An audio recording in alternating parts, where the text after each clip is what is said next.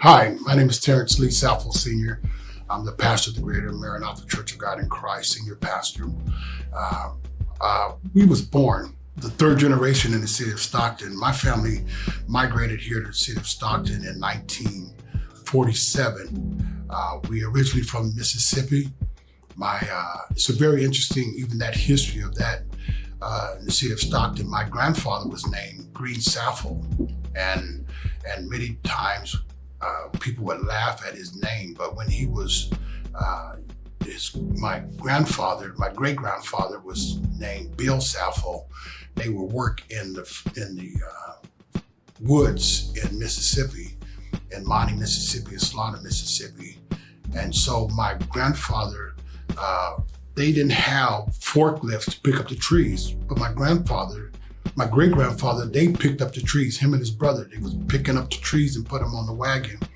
And so my great uncle, which was my great grandfather's brother, couldn't pick up his end. And so the overseer hit him in the back with a stick and he ended up dying. But before he died, he wanted to name his son. He loved the green in Mississippi.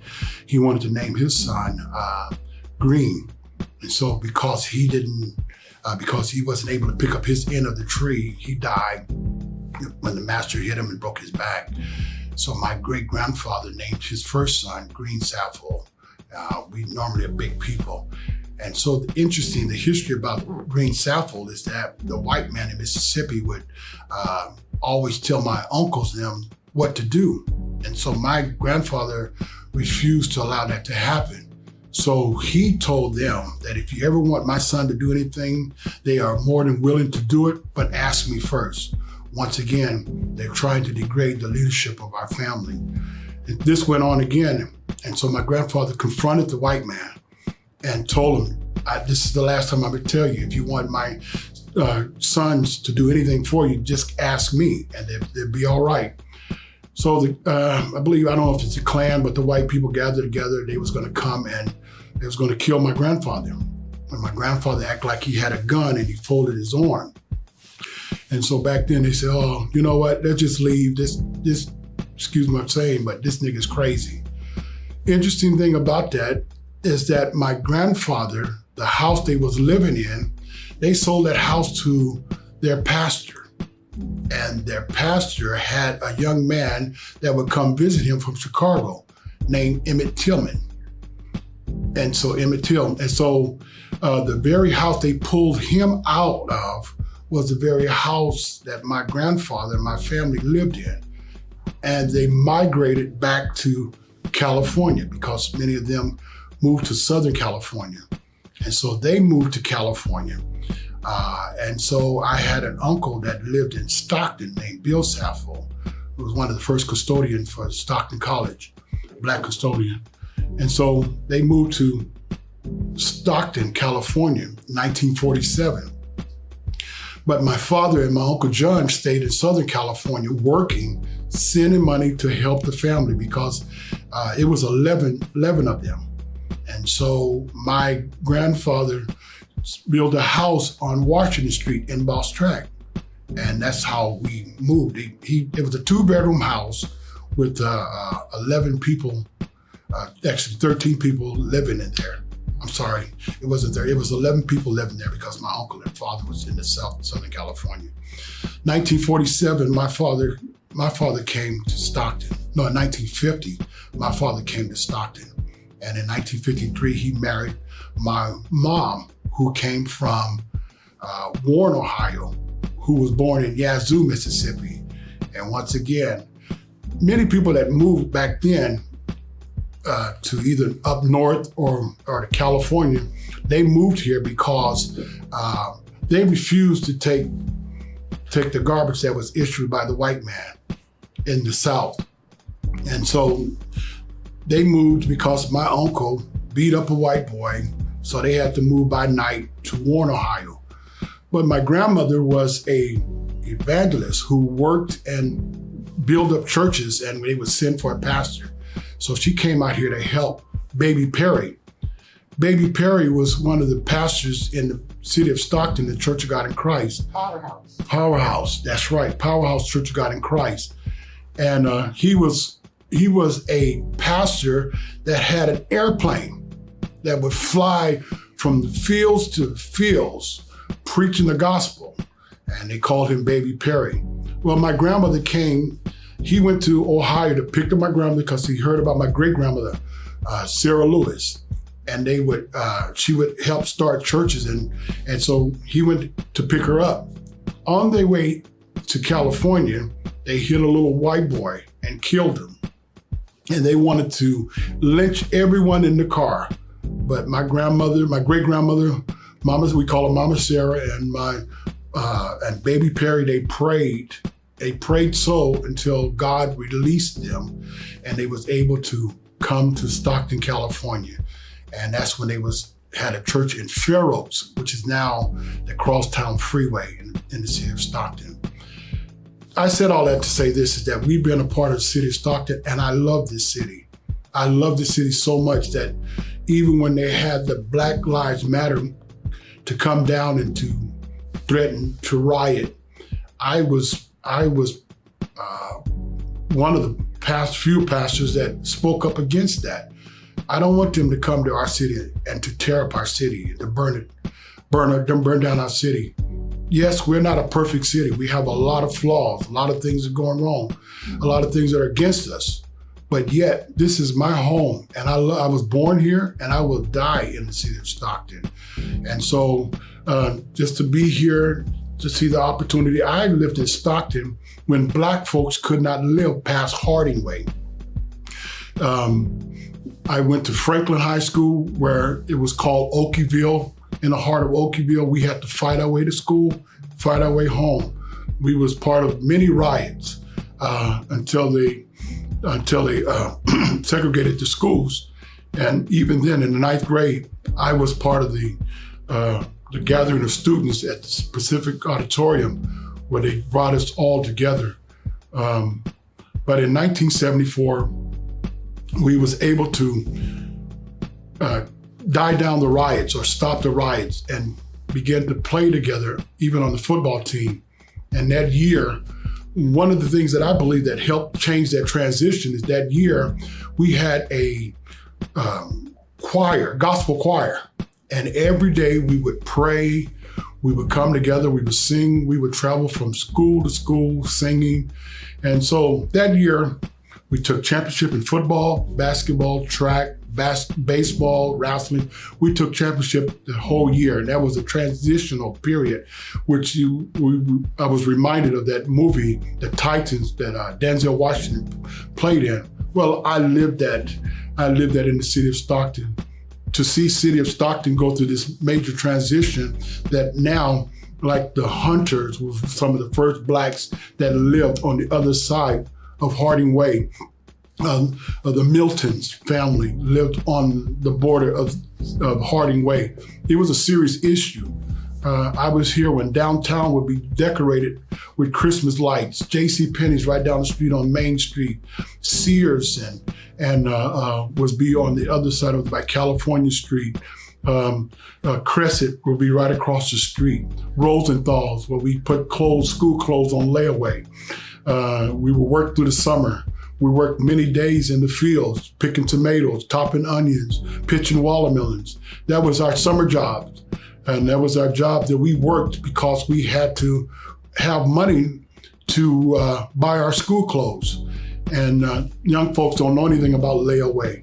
When we would work in the fields from sunrise to sunset, I feel like sometimes Forrest Gump, because one of my experience in the fields, while we was working in the fields, Chavez came and told us that we're on strike. I never liked working in the fields, but when Chavez came to Stockton while we was working in the fields, he was banging and telling everybody must leave. We're on strike.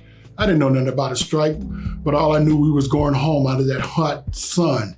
And it was just, this is why I am so much a part of Stockton, to see the changes. And we would enjoy as little kids the parades that they would have downtown Stockton. It was a close community. Edison, I wanted to go to Edison, but we moved in 1968. we moved to the east side of Stockton, where that's why we attended Franklin. But Edison always had a reputation of being a successful school, a gathering of black folks. When I grew up, I'm finished with this. When I grew up, many business that I grew up with, it was black business, black owned. The Grays owned the cleaners. They owned the cleaners. It was many black mechanics, black gas station owners. Signorini's, I believe they called it, on Airport Way, was a black-owned grocery store. Hamburger joints. I mean, it was black. And where James Brown says, "Say it loud, I'm black and I'm proud," we had a reason to be black. All the east side, Fair Oaks County, it was black mechanics, people that worked on, people that repaired TVs and it was black cleaners, black barbecue, black hamburger stands. And so mom and pops, when I grew up in Moorfield, there was mom and pop's grocery store, black owned. That's all I know. That's my whole life. And to see now that there's hardly a black business in the city of Stockton breaks my heart. But you know what? There's always hope here in the beautiful city of Stockton, California.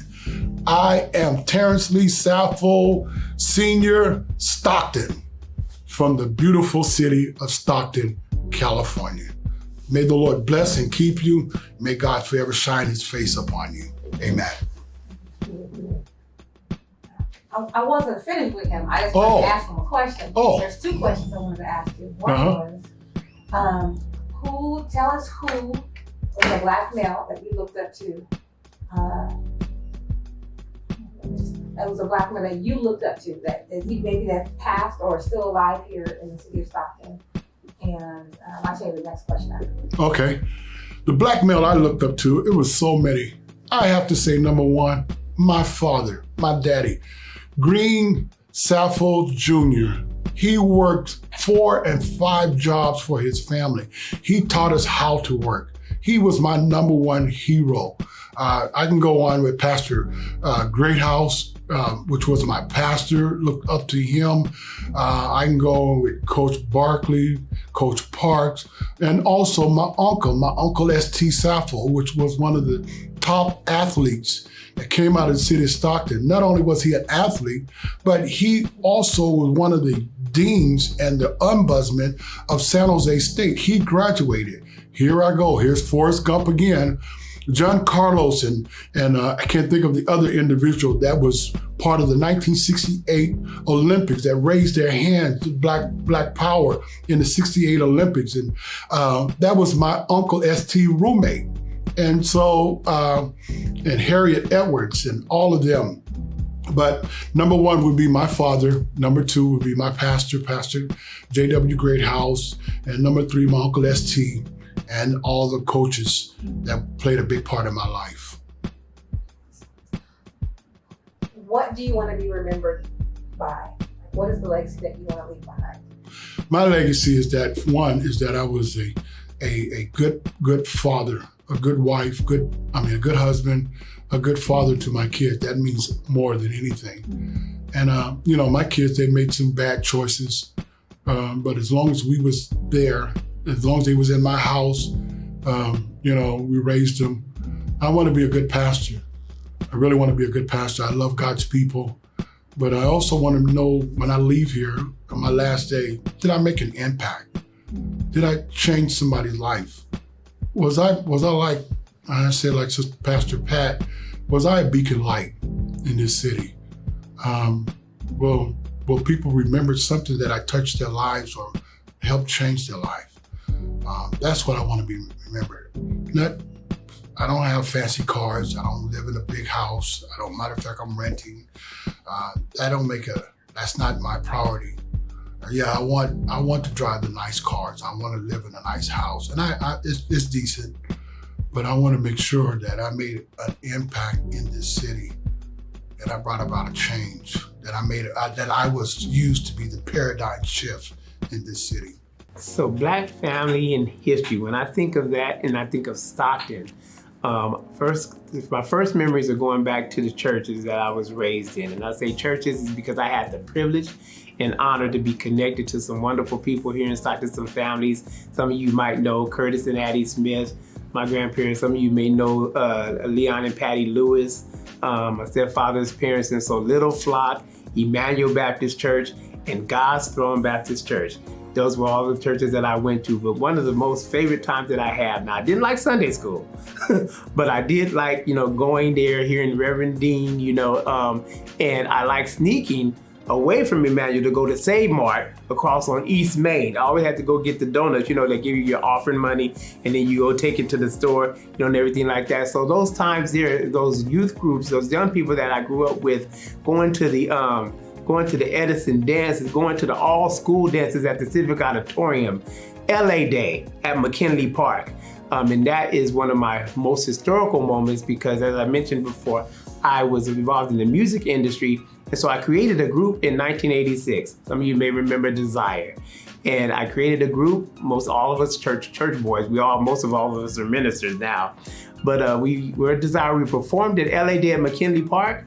And that day, Easy and NWA was there. Dr. Dre came to us and asked us if we would like to open up their concert, and we went crazy. Civic Auditorium, we opened up for them, and that kind of launched us off and kicked us off in our career. We then went on opening up for New Kids on the Block, different other stars. They had different tours that were going on, and we thought basically we were going to be the ones that made it, out of Stockton, become the big, huge stars. God had something else for all of us, but it used to be those times that we would all convene at the Civic Auditorium, Brian Allen Sampson, all those different, groups that were going on back then. We even had a concert with Nine Creations. I know y'all can remember them, so the music scene, the creative scene, those types of things that were going on back in the 80s, were the things that basically really held me, really crafted me, cultivated me. And that's the history of Stockton that I remember, the times where we all would come together, see each other out there at the Civic Auditorium and be like, you know what, I know what set you are. You're actually on the Second Baptist set. I know what game you go to. Oh, you go to Little Flock. You go to Galilee, and everything like that. But then all of our schools would come together. And I remember those days of unity and those days of fun and those connections and relationships that we still carry today. Awesome. Wait, one more. And then Stockton, LA, then you knew that. Yeah, I know. That's why I wanted him to tell me. All right, I just want to make sure you get that right. And so when Tommy talks about it, he can edit this part too. So, and then if there are any specific males that you can remember when you were growing up that really influenced you and mentored you? It was the males in my family that were, or the males that were influences mostly in my family were, say family members. Can I just do that when I work? Yeah. Okay. The male influences all came mostly from my family. My grandfather, as mentioned before, Curtis Smith. My father, Curtis Smith III. My stepfather's family, Deacon Al Lewis, Deacon Robert Lewis. They showed me how to be committed to God and also to be committed to their families, how to be providers, how to be husbands. And then my uncle Earl Smith, who was very instrumental in helping me to study my own studies when I was younger. We weren't far apart in age, and so he would be one that would help me to read, help me to write, give me basic skills. But it also that I looked at him and the career he had in sports and kind of the way that he went with his life. But mostly I have to say it's been my father, just because of the example he set of responsibility. 14-year-old man who took responsibility of being a father, making choices in his career so that my life would be greater and that I would have the experience that would help me, make me who I am, the man I am today. And so those are the people that I would remember the most and actually have a strong place in my heart of helping to make me who I am today. What do you want to be remembered by? Like for your legacy, would it be like a character trait, or what do you want people to most remember about you? I would want people to remember that I wanted the best for, I'd say, our people, our city, our place. I would want the legacy to be is that I always hope that there could be a better world, that there would be a better community, there would be a better life, and that I did something along the way, whether it was fighting for someone's rights, whether it was equity, in any type of situation, is that we would come to a place where there would exist a culture of honor, where we would love each other for who we are, who God created us to be, and we wouldn't punish each other for who we're not. So that's how I would want to be remembered. One last question. What does integrity mean to you? Integrity means not just being a mentor, but it means being a model. So that means that you are actually not just teaching, it's not just education, it's more demonstration. And I think, when you hold a standard, in your life, basically, and for me personally, through my faith, that's Christ-like, that's representative of, not just the, it's not the thing that we used to hear, do as I say, not as I do, is no, do as I do, because what I do is going to be what I say, and it's going to be at a standard that basically I know that it's not just connected to me. So if I don't live in the level or create accountability for myself of integrity, then I know that the effect is not just with me, the effect actually is a generational effect. And so I want to know that my great-great-grandson has integrity because his great-great-grandfather lived a life of integrity. My name is Evan Wade. I am a professor of history and social justice studies at San Joaquin Delta College here in Stockton, California. I am also an executive committee member of the NAACP, where I chair our political affairs committee. And on behalf of the NAACP, as well as San Joaquin Delta College, I would like to wish Black Family Day a happy 52nd anniversary. It was students who were at San Joaquin Delta College and the Black Student Union who got together and said we need to create something to benefit the Black people of San Joaquin County. And so with that, 52 years ago, they established Black Family Day. And so happy anniversary. On behalf of the NAACP, I would like to encourage everyone to get out there and to vote. According to Reverend Nelson Rivers, the right to vote is precious, it is powerful, and it is personal. It is precious because people literally died so that we have the right to vote. It is folks who look like us, folks who are Black, folks who are from the motherland, who literally fought and died, sacrificed themselves so that we have the right to vote. In the NAACP, we always like to evoke these names. Names like Medgar Evers, a Mississippi organizer of the NAACP, who was assassinated on a front porch of his house in 1963. In 1963, there were 4 young girls who were killed while going to church in Birmingham, Alabama, the 16th Street Baptist Church. Why? Because that church was organized for voting rights and civil rights in the city of Birmingham, Alabama. And so with that, we encourage everyone to go out there and vote. The right to vote, it is precious. It was something that was, according to Reverend Nelson Rivers, it was blood bought. But also we encourage folks to go out there and vote because the vote is powerful. When Black folks go and vote, we can literally change the country. We can change local politics. We can change state politics, and we can change who is in the White House. It is very important that we exercise our right to vote. And when we vote, we can literally create change. This November is a time period to create a fundamental change within our country.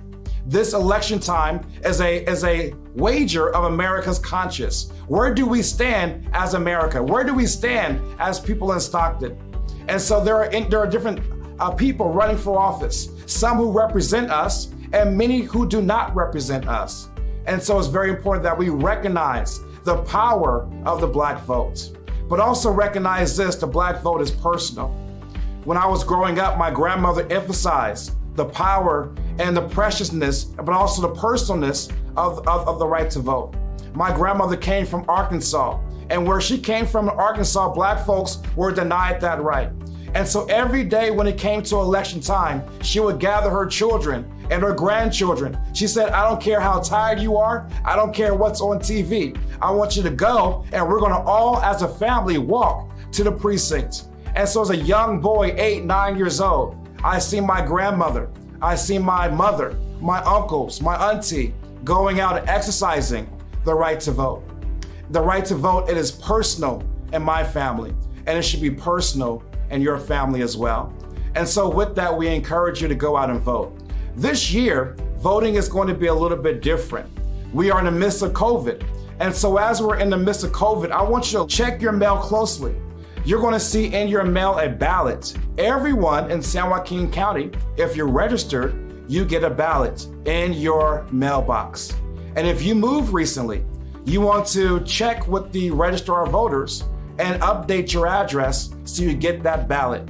And by way of getting that ballot, you'll be able to vote. And voting this year starts by way of ballot on October the 5th. Now, if you're not registered to vote yet, or if you change your address, it is very easy to update your information and to go out there and to vote. The NAACP, we're doing a voter registration drive, where literally, if you go to our website or our Facebook page or Instagram or Twitter, you'll see a code. Just take a picture of this code. It will walk you through the steps so that you can go and register to vote.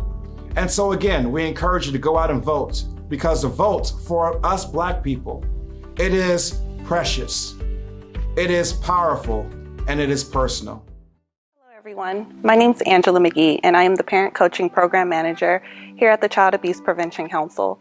First off, I would like to thank the organizers of Stockton Black Family Day for allowing us this platform to share about the amazing services we offer here at the CAPC.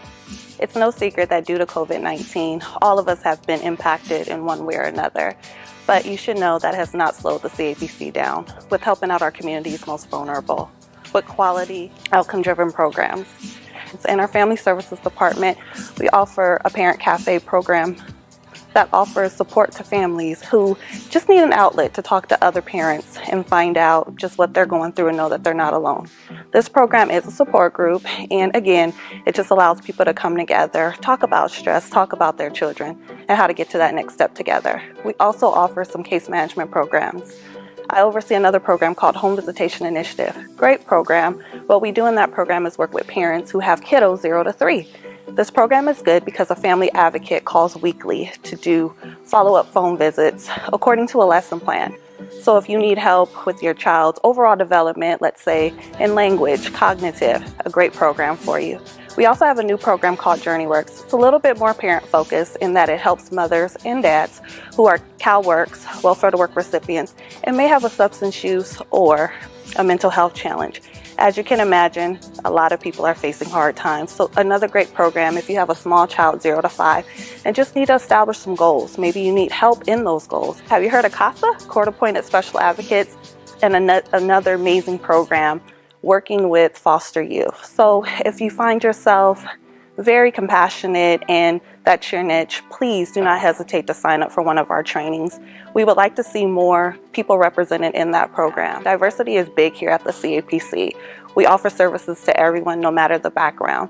So please, if any of those programs stand out, we want to work with you. We're actively enrolling kiddos right now. So if you're a parent and you need a great preschool or a child care site, please do not hesitate to look us up. We offer different locations throughout San Joaquin County that can be very beneficial for you.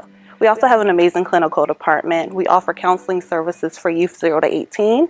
If you are a youth yourself, we have a great TAY program. If you fall into the age of 16 to 25 and you need help just guiding through life, learning about the world, maybe you need to get back into school, job readiness, that can be a great program for you as well. We also offer a suicide prevention program. So if you're a high schooler, we most likely are at your campus with that program. We have a great team who goes over assessments, screens you, and just overall gives you that support to know that you are not alone.